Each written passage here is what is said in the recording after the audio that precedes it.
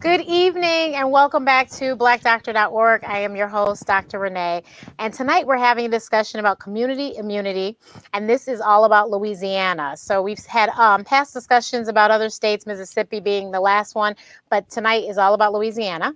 And so I am so honored to have with me Dr. Veronica Gillespie Bell. Good evening, Dr. Gillespie Bell. Hey, Dr. Renee, how are you? I am great. How are you? I'm great. Happy to be here. Thank you so much. So real quickly, I just want to get our guests up to date, our audience up to date. So you guys, right now in Louisiana, well, first of all, in the U.S., vaccine rates are 311 million doses, 145 fully vaccinated people, amen, 44.2% of the population. Now, Louisiana vaccine rates are 3.22 million doses, but only 1.54 million fully vaccinated and 33% of the population. And then when you break it down further, our people are 29% of the population that's vaccinated. So, Dr. Gillespie Bell, I know that you work with a lovely population of people, women. And so I was just wondering, for you as your patients coming in and out of the door, and I know 1,000,001 people have been asking this question in particular: should I get vaccinated? I'm pregnant. Should I get vaccinated? So you can start off right now with saying that information. Yeah, so we do recommend that pregnant women get vaccinated. I know that pregnant women for sure are concerned. As I talk to my patients, I explain the vaccine, kind of how the vaccine works, and sticking to the facts. There are a lot of myths out there, and a lot of those myths have created a lot of fear. Some facts that we know: if you contract COVID-19 during pregnancy, then your risk of having severe illness is higher than the general population. I admitted 2 patients last week on call that had to go to the ICU. That were pregnant and contracted COVID-19. In pregnancy, your immune system is suppressed, so you don't fight off viruses and illnesses the same as you do when you're not pregnant. And then we know if you have those same comorbidities as the general population, hypertension, diabetes, gestational diabetes, that your risk of having a morbid event, whether that be intubation in the ICU, preterm birth, or even death, that rate is higher than that of the general population. And so in addition to social distancing, wearing masks, all of those things, we recommend getting vaccinated. It really is the right thing to do for you, to do for your community, to do for your baby, although I will admit it is an individual decision. Definitely, definitely. So we are Black people. We know Black people have historically been skeptical about engaging in any type of new treatment, particularly when you attach the word vaccine to it. And then when you attach the fact that the government has been pushing it so much. So what do you think that we can do to make Blacks more comfortable with this process? Yeah, I think all of those things are real. I will be very honest, and I'm very transparent with my patients, with my friends, with my audience on Facebook. I myself was like, y'all go get that vaccine. Let me see what happens. I was not on board in the beginning. My perspective is from being a principal investigator. I have been a part of investigating medications to get approved by the FDA, and I just did not understand how it's happened so quickly. So I try to explain my process to my patients, to my friends, and how I went through the data to figure out what was real and what was not, and what was fact, and understand. And that really is what made my nerves, kind of calm my nerves, and helped me to be able to make the decision to get the vaccine. And so, as I do many talks across Louisiana, trying to bring those facts forward for our community, especially going into churches and speaking in colleges and universities, and just in whatever arena I can have a voice to bring some facts for our folks. Yeah. So, and I completely understand that, and I've heard that opinion. I guess I guess the biggest thing is, for whatever reason, and I know you are well aware that Louisiana is lagging behind the national vaccination rates. So, what are your thoughts on that? It's unfortunate that we are behind. I think that it's more about education, outreach. I think access in some communities, that is an issue, especially, Louisiana is a very rural state. And I think in rural communities, access is a problem.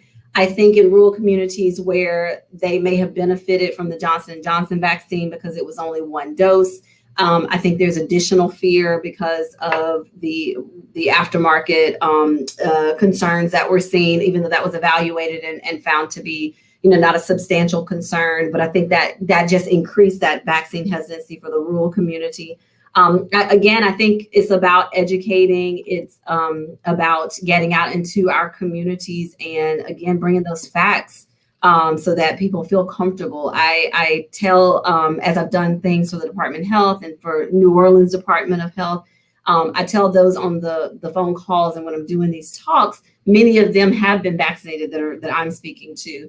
And the biggest influence that you have is to tell somebody your story. Going into that community, they may not know me, but they identify with those individuals that live in that community, and that's who they trust. And so we really have to all do our part to spread the good facts, actual facts about the vaccine, and just doing more outreach. So I guess my question is, so there are vaccines available in these communities. It's just people getting to them. I think it's people getting to them. I think it is trust. Just speaking from the Ochsner perspective, we did I don't remember how many people we vaccinated, but we did a 24-hour vaccine-a-thon where we were in one of the stadiums and we were offering vaccines for 24 hours. We have drive-through vaccines. We have been going into communities with our little rolly carts, and we partner with my church, and we've been vaccinating people at the church. So the vaccines are available. I think in the rural communities, the vaccines are there, but maybe a little bit more hesitation. And in the Black community too. Again, for all the things that you said, we have to think about systemic racism. We have to think about the historical perspective. And when you have, quite honestly, mostly white people talking about this vaccine and not even speaking to the fact that the person that developed the mRNA technology behind this vaccine is a Black woman, that does not get elevated. That does not get elevated. So you have to think about that in Black communities when that message is coming from people that don't look like us. There is always going to be a level of distrust. So in addition to all the COVID stuff, we had quite a year, 2020. Do you think healthcare will be better as a result of seeing all the challenges that were presented by COVID? Because, of course, now it seems like a lot of places are trying to actually believe that Black Lives Matter and try to change things. So do you think healthcare is going to be one of those places? I 100% do. I believe that. I have been working in the area of health equity for probably 10 years, specifically in OBGYN through committees that I've done with ACOG and writing documents and all of that stuff. Definitely got into it more in the last 3 years in my role with the Department of Health and our Perinatal Quality Collaborative. And I can tell you, when I first started talking about health equity and disparities, people either, one, looked at me like I had 3 heads, 2, they rolled their eyes, or the small percentage actually dug in and wanted to hear more. I have never had so many people ask me, what was that you were talking about 2 years ago in the last year? So I do believe that we are in a different place in healthcare. I believe that individuals are listening, and I mean all individuals from the C-suite all the way down to the front line. They're listening, they're understanding that for, again, that C-suite, if you're trying to get to quality, you cannot have quality without equity. So if you're not going to focus on disparities and the drivers of disparities and systemic racism and implicit bias, then you are not going to get to that quality or equitable outcome that you're reaching for. So I do believe the tides are changing. I do believe there's an understanding that people that look like you and I have to be in places to make decisions, right, that we deserve to be at the table. And when we do that, that begins to change the tide. The only caveat I will say to that is that I think there's been a big push for diversity. And I think we need to remember that diversity has to be partnered with inclusion. And so that is my only concern about seeing this sustained, is that we have to also focus on inclusivity. Yeah, that is it was mind-boggling to me because like I said, I live in Chicago, and the numbers in Chicago were just horrible considering we are not the majority of the population in the city. But when we, as physicians knew that it's because a lot of us have all these underlying conditions, and it was like everyone else was like, "Oh my goodness." Like we were like, "Well, we've known this for a while." This is not news to some people, but to some people this is brand new information, and they're like, oh well, maybe we need to do something about this. And then a lot of different organizations were trying to get us on their boards and say, can you explain why is this a problem? Well, there's food deserts. If people can't eat proper food, food is medicine. If you can't eat proper food, food is 80% of it, 20% is exercise. If you can't get the proper food nutrients, then you're going to be, you're going to have different issues. And so it was horrible. But at the same time, it was like lightning striking, and all of a sudden light bulbs were going off in all sorts of people's heads. Like, wait a minute, this is a problem. So I'm glad that you said that there is going to be change, especially, in the South. It seems that, if it happens down there, then definitely, hopefully up in the North, it will definitely happen. But I'm glad to hear that if nothing great could come out of COVID, at least it opened the eyes and the ears of people to understand that there is a problem that needs to be resolved. Yes, 100% agree. To your point, Dr. Renee, I think I got a little, I guess, upset and angry. And I wrote an article for our professional peer review journal for ACOG. It's called the Green Journal. And it was about why the Black community continues to suffer from health disparities. Everybody, like you said, when COVID-19 happened and we started seeing the disparities, everybody wanted to form boards and task force and wanted to discover why are we seeing these disparities. And those of us, especially for me, having worked in maternal mortality and maternal disparities, I was like, are you kidding me? This is the same thing we've been saying for every disparity that we have. Systemic racism and implicit bias. These are the drivers of all disparities. Yesterday, we were focusing on maternal mortality. Now it's COVID-19. Tomorrow, it'll be a different disease process if we don't get to the root of the problem. So like you said, I'm glad that now others are seeing these issues and starting to put in the resources and the investment of time and people to address them. So I hope that we can get, more people access to the vaccine and make sure that the education is out there so people can make an informed decision, because there are some people that know they shouldn't take the vaccine, and and their doctor has discussed that with them, and that's up to them. But if you can, you probably should, because things are not getting better as much as they are getting better. Numbers are getting better. We have the Delta variant now that we have to contend with. So, we do have enough on our plates, unfortunately. But we're hoping that everyone understands that the vaccines are safe. And the vaccine, it's an mRNA vaccine. You and I both know they're not changing anyone's DNA. They're not inserting chips in anybody. There's just been so much misinformation out there. And for some reason, it keeps coming out. When COVID-19 first came out, March of last year, the information started coming, and we were like, wait a minute, no, that's not right.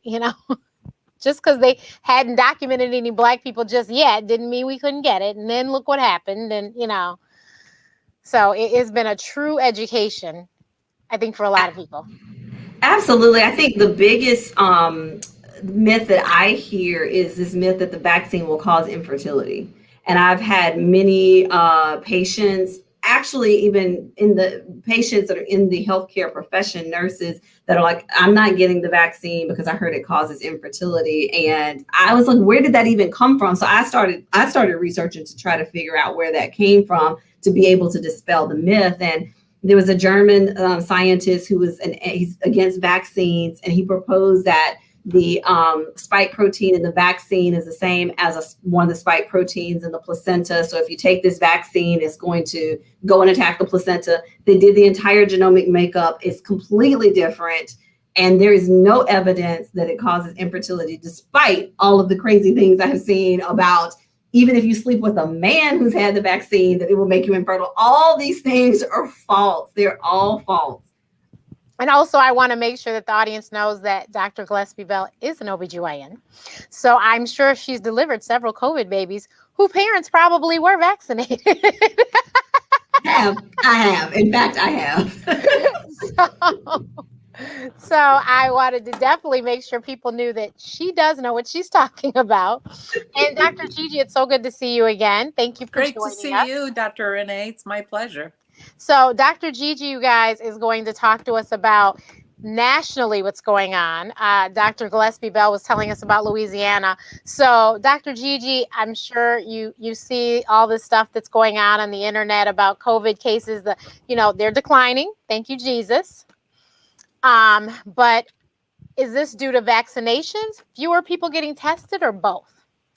So both, but before I do that, because also for Dr. Veronica, I established the Rodham Institute at George Washington University School of Medicine, which is dedicated to improving health equity.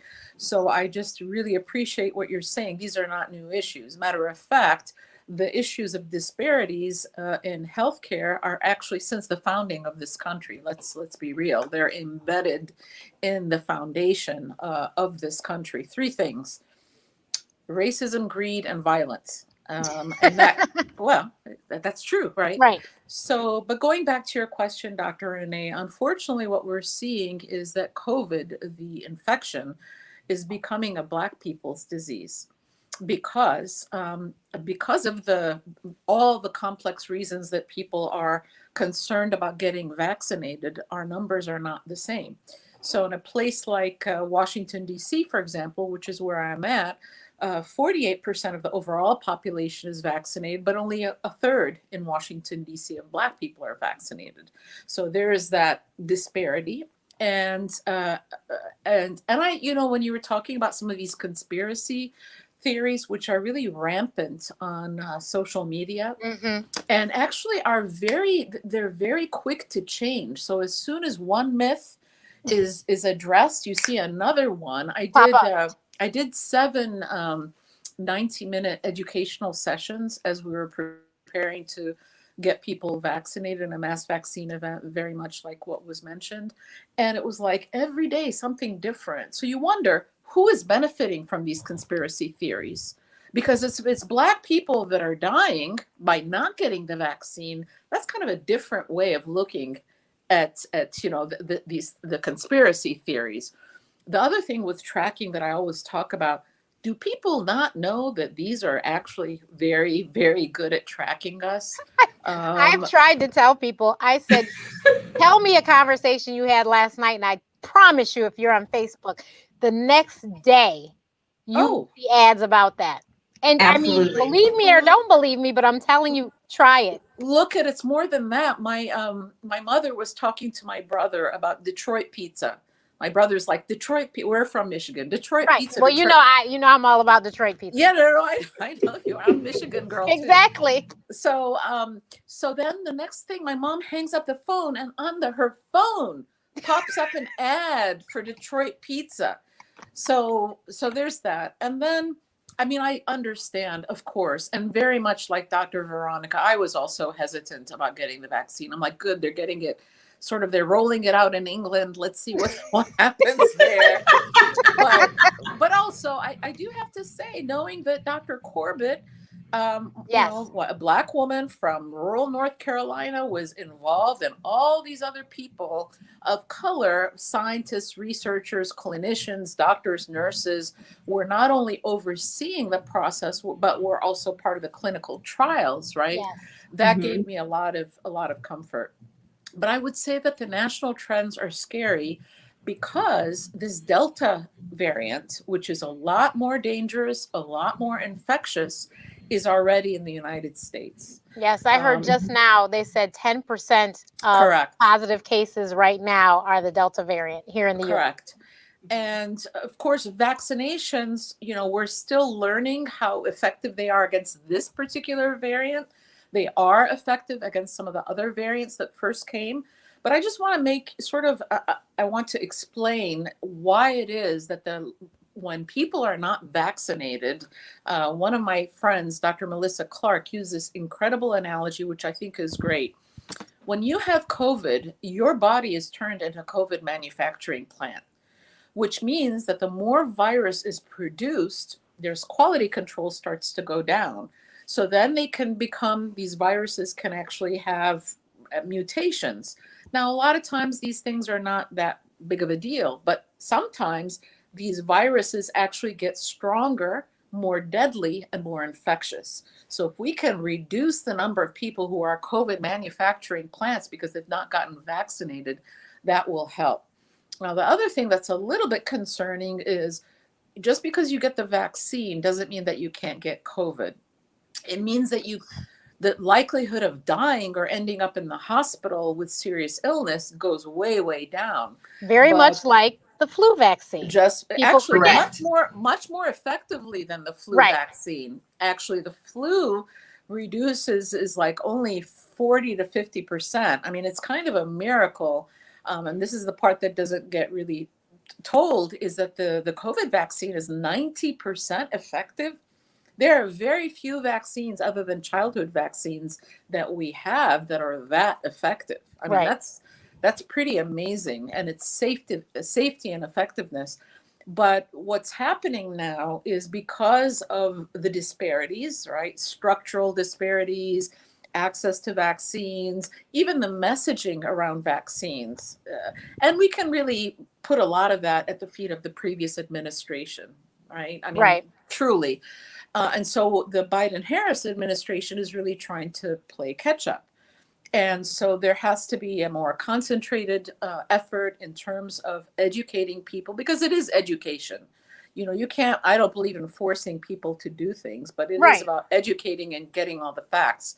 So, for example, the Rodham Institute, as you know, we're part of the Black Coalition Against COVID, which is a national organization. It's got the 4 historically Black medical schools that are a part of that, the Alpha, the Kappa, the Deltas, all the fraternities, sororities, faith-based groups, labor, education, music, and various artistic groups working together, and Black Coalition Against COVID.org, to really dispel some of these myths. Now, when we look at who's not getting vaccinated, it's not like people myself, like my age and up. For the most part, we're at the same levels as our white counterparts. It's the younger Younger people people. between 18 and 45. I think in terms of children, actually, I don't think we're doing too badly, because people are more open to kids getting vaccinated. It's kind of more of a routine, and a lot of places are requiring them. Plus, we just started with the childhood, 12 and over getting vaccinated. But I think that there's a lot more work that needs to be done. And frankly, whether it's COVID or whether it's any other health condition that we're talking about, the community needs to be the driver of this bus. Hmm. Community-based organizations, faith-based organizations, whatever we're talking about, have to drive it, because they can know where the areas where people are reluctant. They know who's a shut-in. They know who needs to get a ride or whatever. There also needs to be more place-based services, so that people, like in DC, takes 3 bus rides to get to all the hospitals. Right. That's ridiculous. So In Detroit, they have people going out into the community.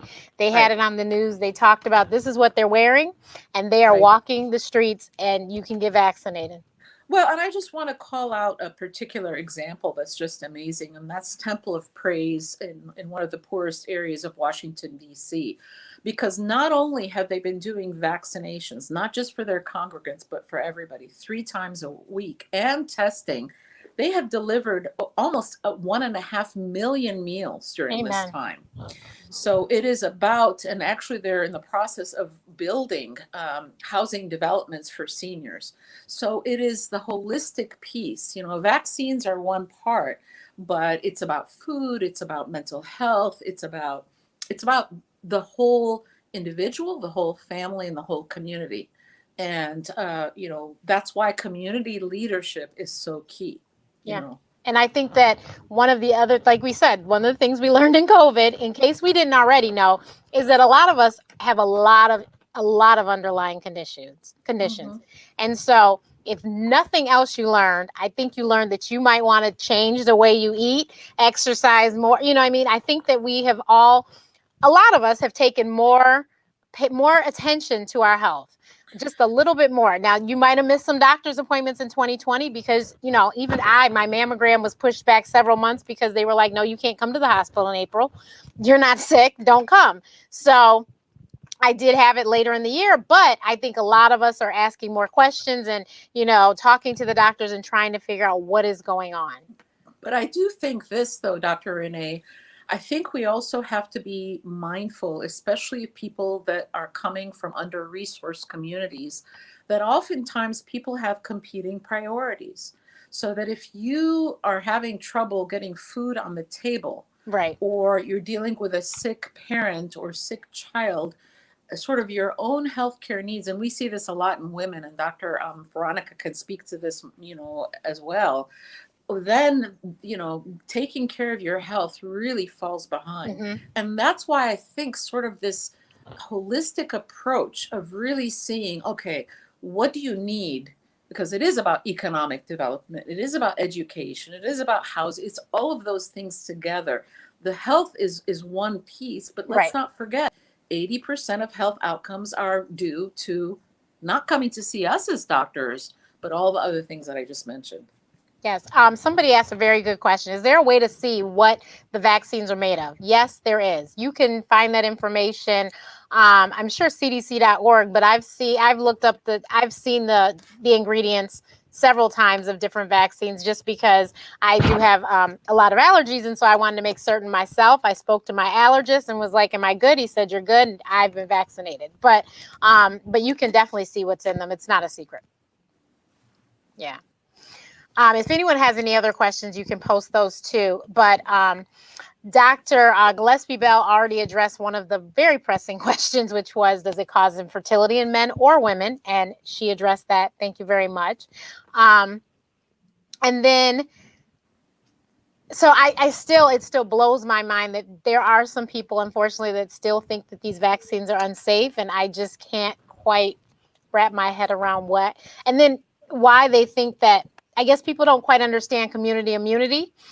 And I just always want to remind people that there is like no polio because we had community immunity. There's several: measles, mumps, there are so many diseases, you guys, that we don't know about in our time because of the fact that these vaccines were created a long time ago. And that's what you get vaccinated for as babies.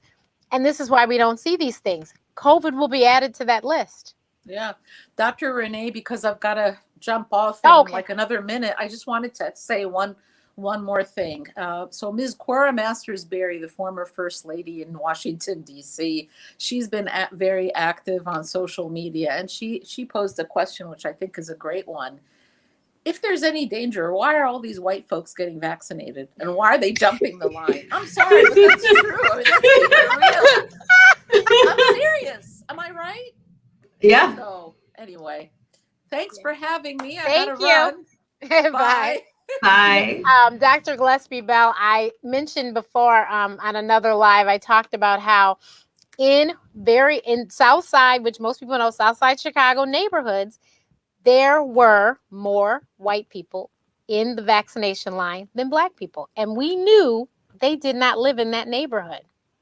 So they knew that there was a whole bunch of vaccine available at this location that wasn't going to be used for the people in the neighborhood. And if that doesn't tell you guys something, I'm not sure what will. Yeah, 100%. I think a few things that Dr. Gigi mentioned, and we had kind of hit on them too.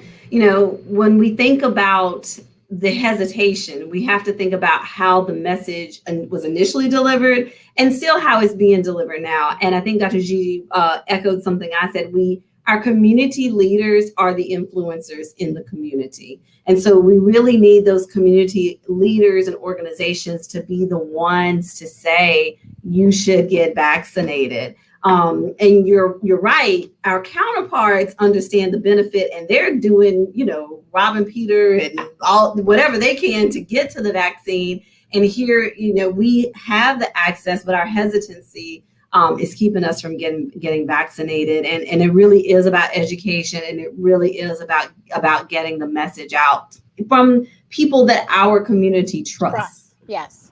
And even when they were doing the trials, they were very smart to make certain that they were at Morehouse, and they had Morehouse physicians talking to their patients to get them to do the trials. They said this trial is one it set precedence with how many Black people participated in this trial. But we all knew that it was extremely important that we participated, or else the vaccine may not have worked on us.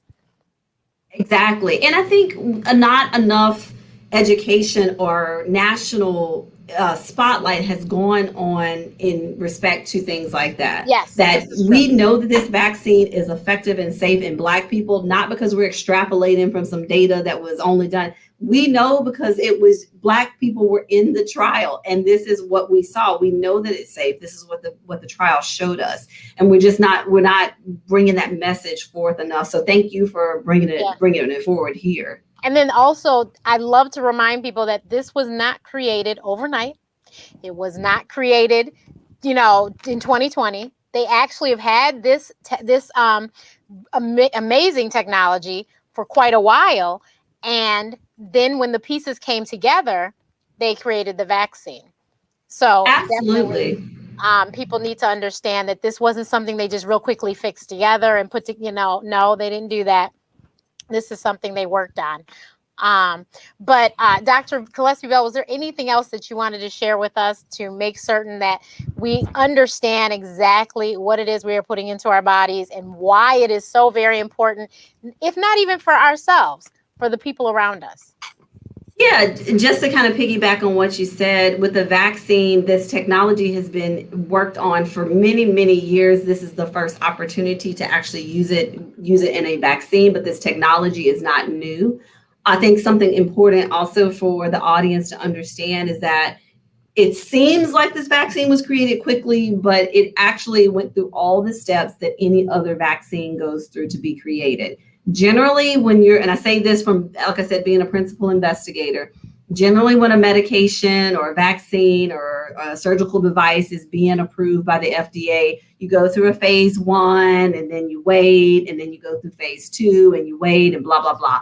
All of those same phases were done for the COVID-19 vaccines. They were done in an overlapping fashion. And so that's why they were able to get all of the steps done more quickly than we normally see. So this concern that the vaccine was rushed, it wasn't rushed. It went through all of the same safety perspectives and aspects that any other vaccine goes through.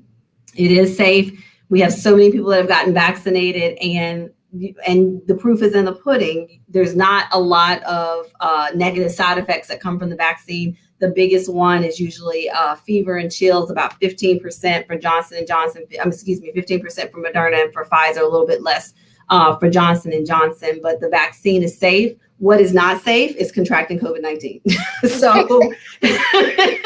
So we need to do our part to get vaccinated for ourselves, for our families, for our community. That herd community that we were talking about, we have to get vaccinated. And we've seen what happens to our community from COVID-19.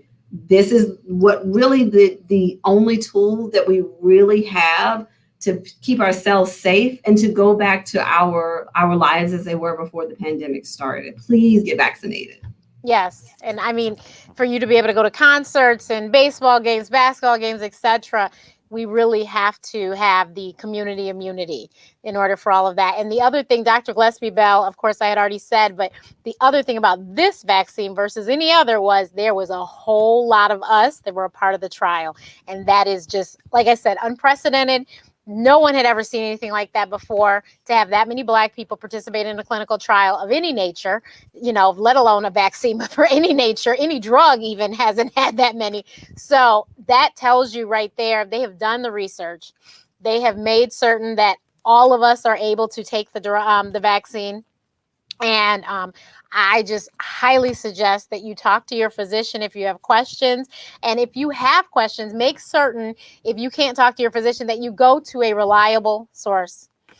Please make sure you're getting facts and not fiction, because I don't know who creates this fiction, but it might be somebody trying to take us out. I have no idea. I don't know. It could be. Because, I mean, they seem to deliver it to the right places, don't they? So, because we're the ones, you guys, that have the low numbers of being vaccinated. So clearly, the message isn't reaching the other people, but it's reaching our community for some reason. So you guys might want to take a look at that. So please make sure, visit blackdoctor.org, because we always try to bring you the facts. We bring medical doctors. We bring people that are involved in public health, so they can explain and help you to understand and let you know where to go. But definitely, if you don't know where to get your vaccine, please make sure you ask a doctor, ask a friend. I'm sure that you can go to the CDC website, cdc.org/COVID. You can go to their website. Easily, you can find out exactly where it is available. I'm sure it's available in your community. And if you are watching and you are the leader of a faith-based group or organization, sorority, fraternity, just make certain that you're getting in the community to talk and just let people know that this is okay and this is why it's okay and why it's so important. Because as you mentioned, especially in the South, it is really important that the people in the community get involved and speak out so that people understand. And then, like Dr. Gigi said, if we can help holistically, with supplying meals, I know that in Chicago communities, they were doing that as well. During the pandemic, they were supplying food because obviously, jobs were being eliminated, right and left. So they were supplying food. And, now you might be able to make a phone call and have them come to you to vaccinate you at your home, if you're homebound, if you're shut in for whatever reason. So please make sure that you ask questions, because you never know what is out there and what's possible. And the vaccine is free. That is something else we need to make sure everyone understands. No one should be charged for the vaccine.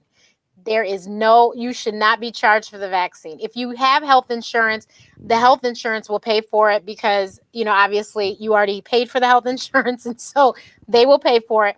But if you don't have health insurance, you do not get charged for the vaccine, and you definitely are eligible to, receive it free, just like everybody else. So there should be no reason that you don't get vaccinated unless your physician tells you that you're not a good candidate. That's it. Yeah, and just Dr. A, one more thing to add on. As you said, if we have community leaders, faith-based leaders that are that are in the audience, make sure you tell your story, your vaccine story. I know when I got vaccinated, I posted it on Facebook, or Oshner posted it on Facebook. And so even though I live in New Orleans, I'm originally from Meridian, Mississippi. So still Okay. South. And I cannot tell you how many people from high school contacted me and like, you know what? I really wasn't going to get the vaccine, but because I trust you and you got the vaccine, I'm going to give this a second thought. I am going to get vaccinated. And it just speaks to the fact that especially in our community, and as we already mentioned, the way the messaging started in the beginning, we trust people that are in our community. We trust our faith-based leaders. We trust our community leaders. So your individual vaccine story is powerful in getting others to move towards getting vaccinated as well. And I've seen some people, they've had different comments about it, but I've seen videos of Mariah Carey getting her vaccine, Jennifer Hudson. And so for everything else, our community likes to look at, entertainers and athletes and stuff. So listen to them this time as well. Yeah. That let them be an example. I too posted online that I had gotten vaccinated, but even before, because I'm not on the front lines, I do this full time. I'm not on the front line, so I wasn't one of the first people to be vaccinated, but I knew I was getting text calls and everything from people. Should I do it? Would you suggest? I said, oh yes, if you have the opportunity, I definitely would. And so when my turn came up, I did get vaccinated, like I said, and I posted it and posted pictures of my shot and all that stuff. But I and I also made sure people understood I am a severe asthmatic, because there was some stuff at the beginning, some small talk saying, oh, if you have asthma and allergies, I have asthma and allergies. I actually had Moderna and had no reaction to either shot. I didn't have so much as a fever, chill, nothing. And I was praying to God. I go, I trust my immune system. I don't need it to test out. Just give me my shot. So, I was like, I have too much going on. I don't have time to be down for 24 hours. I'm going to be, and I was fine. So I was thankful for that. But yeah, definitely, please, they let you know, when they give you the shot. They tell you, just like Dr. Gillespie Bell said, you might have symptoms as if you are sick, but it will go away. It should go away within 24 hours. So, And Dr. Renee, I do think that's important to point out, because people, that's another myth, that if you get the vaccine, it's going to give you COVID, and that is not true. It is your immune system responding. It is doing what it's supposed to do. And so that fever that you may have, that headache, that malaise, the tiredness or whatever, that's just your body responding. So that when your body does see the real COVID-19, that it can already be prepared. All your body parts are ready to fight off the virus. And so that is not a negative thing if you do experience those things. I know my dad was called me and he's like, I have a fever. I was like, yeah. Okay. But you know what? I know a lot of people that did have COVID and didn't get the vaccine. And they said that little 24 hours was nothing in comparison to COVID. So therefore, if you can't handle that little 24 hours, you need to say thank you, because COVID was far worse. Yes. For those that survived it, they said that COVID was no joke. They would take that shot 2 more times rather than have the 3 weeks of COVID that they had, or 6 weeks, whatever it was. Because a lot of people, had different times that they were down, and, their breathing compromised, etc. So I knew I've not given birth to children yet. I said, I can't handle COVID. I've already spoke to enough women that had given birth and told me how bad it was. I thought, if it took you down like that and you've got multiple children, it might take me out. So I said, no. I knew that I was like, no, I need to make sure I can get vaccinated. Plus, I'd like to travel. So, and I'm sorry, but every place outside of the U.S., up until our current president, they were not playing with COVID. And so traveling was going to be hindered if you wanted to go certain places, because they were not playing with COVID. Whereas I just didn't feel like we were quite on the same page with everybody else, which is why numbers were so low and almost extinct before 2021 began in certain countries. So, yeah. Yeah, definitely. And you brought up another good point, Dr. Renee, just to make sure the audience understands. If you have had COVID, you still need to get vaccinated. Right. You're not immune. You may build up antibodies, you may not build up antibodies if you've had COVID, but you still have to get vaccinated. To that point, there was a study done at Harvard. They looked at pregnant women that had COVID, and they looked at those that had gotten vaccinated. They looked at the umbilical cord, so the blood between the placenta and the baby, and they looked at the breast milk in those women. And those women that had gotten the vaccine, the antibody response was higher if they had gotten the vaccine compared to if they'd had COVID. And so the 2 things we learned from that you do mount a higher response from the vaccine than you do from having COVID, but also that if you're pregnant and you get vaccinated, you pass immunity onto that baby through the placenta as well as through the breast milk. So if you get vaccinated when you're pregnant, you're protecting yourself and your unborn infant. Well, thank you so much for that great information. So if you, like I said, if you have any questions, please ask somebody who you trust and know that they know what's going on, or you can visit blackdoctor.org. They have all sorts of places with great information. There's lots of videos, and there's even videos of Dr. Corbett speaking about, helping to create this vaccine. So please, please, please don't forget to visit blackdoctor.org. You can visit us on Facebook, or you can visit us on the web. And we'll see you next time. Thank you so much. And yes, we also have, we want some viewer feedback today. If you could please put this information in the comments, we greatly appreciate it. Which speaker resonated with you the most? What information was most helpful for you? Did this event help you feel more informed or confident in making a vaccine decision? And so if you could please give us your feedback, we would greatly appreciate it. And we will see you next time here on blackdoctor.org. Good night. Thank you again, Dr. Gillespie Bell. Thank you. My pleasure.